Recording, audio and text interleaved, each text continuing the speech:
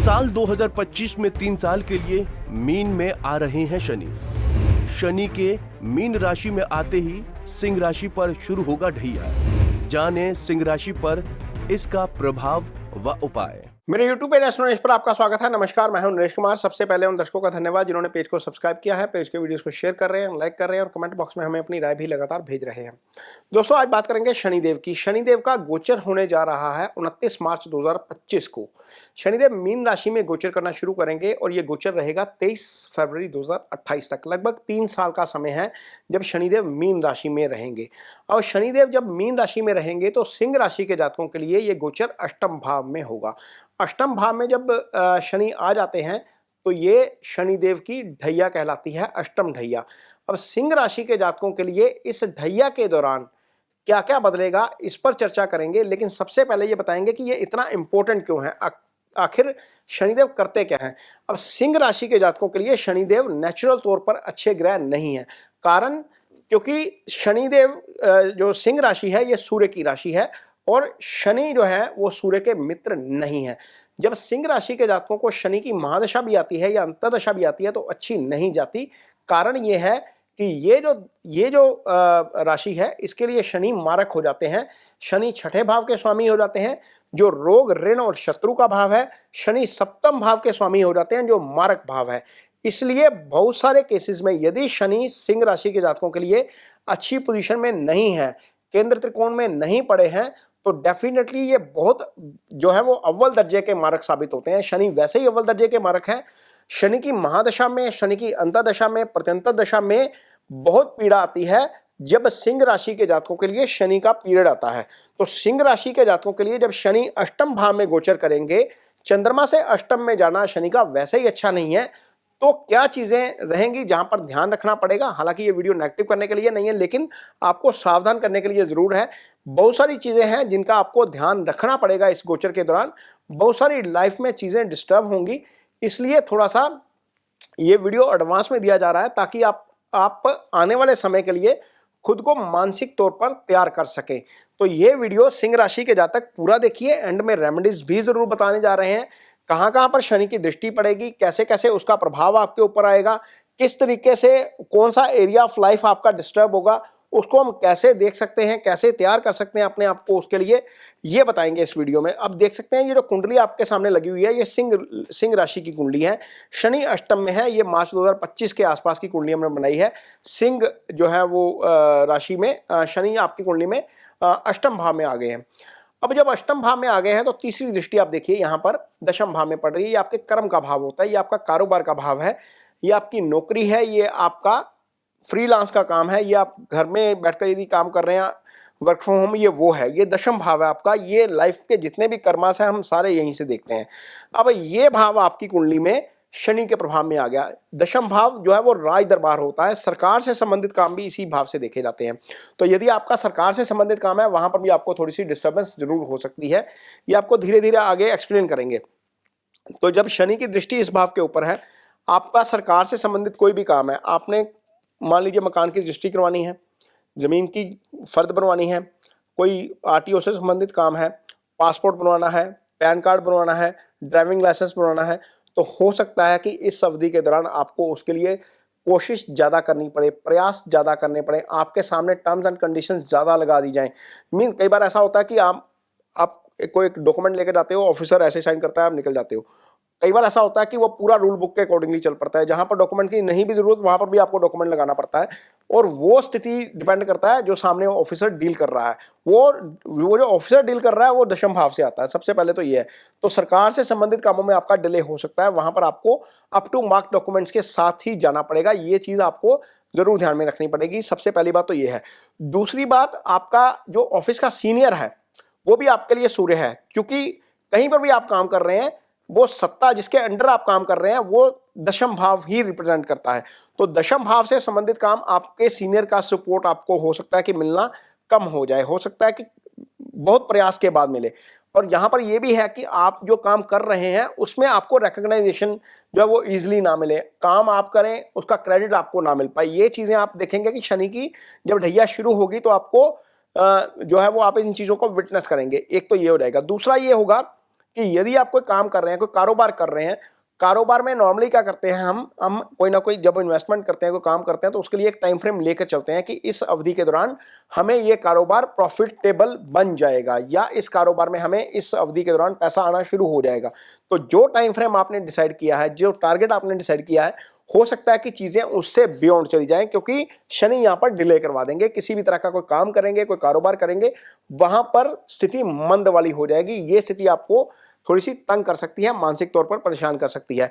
लेकिन यहां पर पेशेंस ही एक की है जिससे आप इन चीजों से परेशानी से बच सकते हैं। यदि आप पेशेंस रखेंगे तो बहुत सारी चीजें ऐसे ही निकल जाएंगी, कोई आपको दिक्कत नहीं आएगी। अब यहां पर देखिए, एक दृष्टि शनि की जा रही है दूसरे भाव के ऊपर। दूसरा भाव कुटुंब भाव होता है, फैमिली का भाव होता है। जहां पर शनि पड़े हैं वो आपकी पत्नी के धन का भाव है, जहां पर शनि की दृष्टि है वो आपके धन का भाव है। तो एक तो कुटुंब भाव है, एक धन भाव है, और दूसरा आपकी वाणी का भाव है। तीसरा मुंह से संबंधित कोई भी समस्या है, यानी कि कोई मेडिकल जो समस्या आती है, हमें दांत से संबंधित समस्या आती है, या मुंह में छाले हो जाते हैं, या हमें स्पीच से संबंधित समस्या आती है, वो हम सेकंड हाउस से कंसिडर करते हैं सारी। तो जब शनि की दृष्टि इस भाव के ऊपर है तो आपका धन ड्रेन हो सकता है। 11th भाव से हम पैसा कमाते हैं, दूसरे भाव से हम पैसा जमा करते हैं, तो धन ड्रेन हो सकता है। धन ड्रेन इसलिए हो सकता है, कारोबार सुस्त है, वहां से आपको हो सकता है कि आपने संचित पैसा लगाया है वहां पर हो सकता है कुछ इन्वेस्टमेंट करनी पड़े। तो इस अवधि में धन के ऊपर थोड़ा सा संकट आ सकता है, धन की कमी हो सकती है, या ऐसा हो सकता है कि इस अवधि में आप उस धन को ज्यादा जमा ना कर पाए जिस स्पीड से आप पहले कर रहे थे, वहां पर ब्रेक लग सकता है। ये एक चीज आपको समझनी जरूरी है। दूसरा, कुटुंब में कहीं ना कहीं कोई विवाद हो सकता है, कुटुंब से संबंधित समस्या हो सकती है। हो सकता है कि कुटुंब आपका अपने कुटुंब के साथ इतना अटैचमेंट हो यहाँ पर कि आपको लगे कि सामने वाले को परेशानी हुई, उससे आप परेशान हो गए। तो कुटुंब में हेल्थ से संबंधित समस्या आ सकती है, फैमिली जिसको हम बोलते हैं। कुटुंब में आपका अंडरस्टैंडिंग को लेकर समस्या आ सकती है। ये दूसरा भाव का सिग्निफिकेंस है जो डिस्टर्ब हो सकता है। तीसरा, आपकी वाणी के ऊपर इसका प्रभाव आएगा। कुछ मामलों में आप ओवर रिएक्ट कर सकते हैं, क्योंकि काम के ऊपर असर है, तो काम का असर आपके माइंड के ऊपर आता है। चंद्रमा से शनि वैसे ही अष्टम गोचर कर रहे हैं, चंद्रमा मन का कारक होता है। जब यहाँ पर मन आपका डिस्टर्ब होगा, चंद्रमा वीक हो जाता है, जब कोई पाप ग्रह उसके अष्टम में आ जाता है, तो वहां पर आप ओवर रिएक्ट करते हैं, उसका असर आपकी वाणी के ऊपर नजर आएगा। इसलिए आपको अपने टेम्परामेंट को जरूर कंट्रोल रखना है। टेम्परामेंट आप लाइट कपड़ों से कंट्रोल रख सकते हैं, मेडिटेशन से कंट्रोल रख सकते हैं। अदरवाइज यहाँ पर आपकी वाणी लाइफ में बहुत बड़े बड़े नुकसान करवा सकती है। आपकी वाणी के जरिए ही आपको समाज में जो है वो प्रतिष्ठा मिलती है। आपकी वाणी के जरिए ही आपको लाइफ में फाइनेंशियल नुकसान भी होता है, रिश्तों का नुकसान भी होता है। तो कोशिश करिएगा कि इस अवधि के दौरान आप अपनी वाणी का थोड़ा सा नियंत्रण रखिए, ताकि जो शनि का प्रभाव आपके ऊपर आ रहा है उसको आप थोड़ा सा न्यूट्रलाइज कर सकें। चूंकि शनि दूसरे भाव को देख रहे हैं तो डेफिनेटली इसका असर जरूर नजर आएगा आपकी वाणी के ऊपर। ईटिंग हैबिट्स अपनी कंट्रोल में रखिए, क्योंकि शनि अष्टम भाव में है, ये लंबी बीमारी का भाव होता है। यदि आपकी ईटिंग हैबिट्स कंट्रोल में नहीं रहती तो आप किसी लंबी बीमारी के चपेट में भी आ सकते हैं। इस बात का भी आपको इस अवधि में ध्यान रखना पड़ेगा।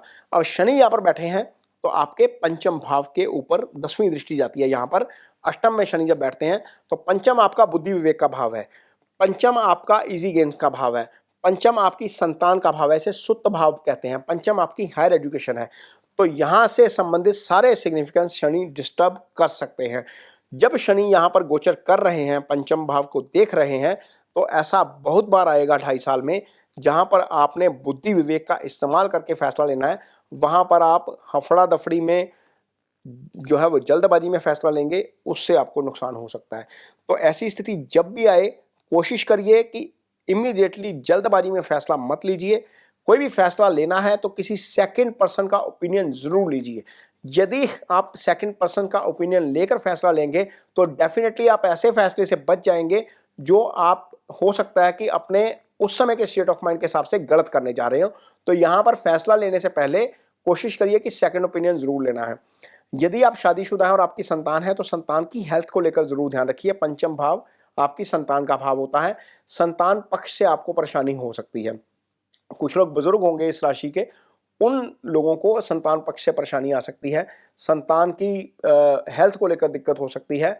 यदि आपके घर में प्रेगनेंसी चल रही है तो वहां पर पंचम से संबंधित सिग्निफिकेंस डिस्टर्ब हो सकता है। प्रेगनेंसी वाले लोगों को भी खास तौर पर ध्यान रखना पड़ेगा, क्योंकि शनि अष्टम में है, पंचम भाव को खराब कर रहे हैं, डिस्टर्ब कर रहे हैं। तो प्रेगनेंसी से संबंधित इशू भी आ सकता है। और यदि आप मार्केट में निवेश करते हैं, किसी भी तरह का निवेश करते हैं, तो कोशिश करिएगा कि स्पेकुलेशन से दूर रहिए, क्योंकि यहाँ पर पंचम से इजी गेन देखे जाते हैं, इस भाव के ऊपर शनि की दृष्टि है। तो यदि आप इजी गेन्स के पीछे दौड़ेंगे, क्रिप्टो में पैसा इन्वेस्ट करेंगे, निफ्टी के फ्यूचर एंड ऑप्शंस में जाएंगे, लॉटरी सट्टा लगाएंगे, क्रिकेट पे सट्टा लगाएंगे, तो उसमें आपका डेफिनेटली नुकसान हो सकता है। कोशिश करिए कि ये काम नहीं करेगा, ये काम नहीं करेंगे। यदि ये करेंगे तो हो सकता है कि इन 2.5 साल की अवधि में आपको जो शनि की दूसरी जो सीधी दृष्टि जा रही है दूसरे भाव के ऊपर, धन का लॉस, ये इसी कारण भी हो सकता है। ये जरूर ध्यान में रखना है।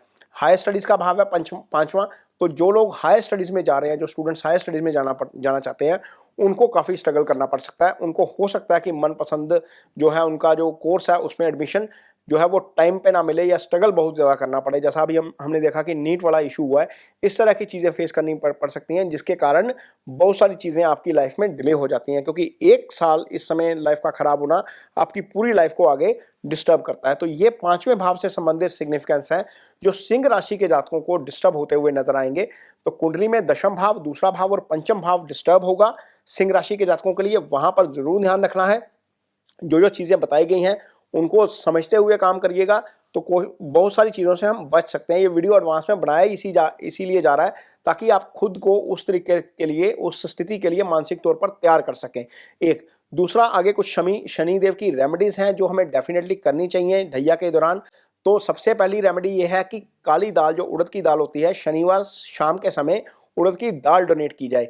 इसकी कोई भी स्पेसिफिकेशन नहीं है कितनी दाल दान करनी है, कहीं शास्त्र में नहीं लिखा गया। आपकी अफोर्डेबिलिटी 100 ग्राम की है तो 100 ग्राम दान करिए, लेकिन आपका दान सही जगह पर पहुंचना चाहिए। किसी आश्रम में दान कर सकते हैं, किसी वृद्ध आश्रम में दान कर सकते हैं, जहां पर आपका जो दान है वो काम आ जाए, मीन्स वो खराब ना हो। तो दान करिए। शनिदेव की जो शिला है उसके ऊपर तेल चढ़ाइए सरसों का। उस समय जब शाम के समय आप तेल चढ़ाने जा रहे हैं तो छाया पात्र में जो सरसों का तेल डाल के उसमें अपना फेस जरूर देखिए। एक तो ये 2 रेमेडीज हो गई। तीसरी रेमेडीज है ओम शनिश्चराय नमः। ये शनिदेव का बीज मंत्र है, इसकी जप संख्या 23,000 होती है, तो ये जरूर जप करिए। इससे आपको डेफिनेटली जरूर फर्क पड़ता है, इससे मानसिक तौर पर बहुत असर पड़ता है। इसके 23,000 जप संख्या यदि आप 10 माला डेली करेंगे तो 1 महीने में लगभग पूरी हो जाएगी। ये रेमेडी आपको जरूर करनी चाहिए। कपड़े काले मत पहनिए, हल्के रंग के कपड़े पहनिए, क्योंकि काले कपड़े से थोड़ा सा नेगेटिव इंपैक्ट ज़्यादा आता है बॉडी के ऊपर, ब्रेन के ऊपर, तो ये चीज़ को अवॉइड करिए। यदि आप ऑफिस में सीनियर हैं या आपका कोई कारोबार है जिसमें लेबर इंसेंटिव काम होता है, आपके अंडर बहुत सारी लेबर काम करती है, उस लेबर के साथ आपका बिहेवियर जो है वो कॉर्डियल होना चाहिए। वहां पर ओवर रिएक्ट मत करिए, क्योंकि शनि मासिस को रिप्रेजेंट करते हैं, शनि लोअर तबके को रिप्रेजेंट करते हैं सोसाइटी के। तो वहां पर यदि आपका बिहेवियर अच्छा रहता है तो डेफिनेटली वहां पर भी बहुत सारी चीजें आपको हेल्प करती हैं शनिदेव की रेमेडी के तौर पर। तो ये जो रेमेडीज हैं शनिदेव की, ये आजमाने से, ये करने से डेफिनेटली आपको उसका अच्छा असर जो है वो देखने को मिलता है, और जो नेगेटिव इंपैक्ट आना होता है शनि के ढैया का, उससे आप निकल जाते हैं। तो ये वीडियो आपको कैसा लगा, इस पर कमेंट बॉक्स में अपनी राय जरूर दीजिए। यदि ये वीडियो अच्छा लगे तो इसे शेयर जरूर करिए, पेज को सब्सक्राइब जरूर करिए। इसके साथ ही मुझे दीजिए इजाजत। नमस्कार।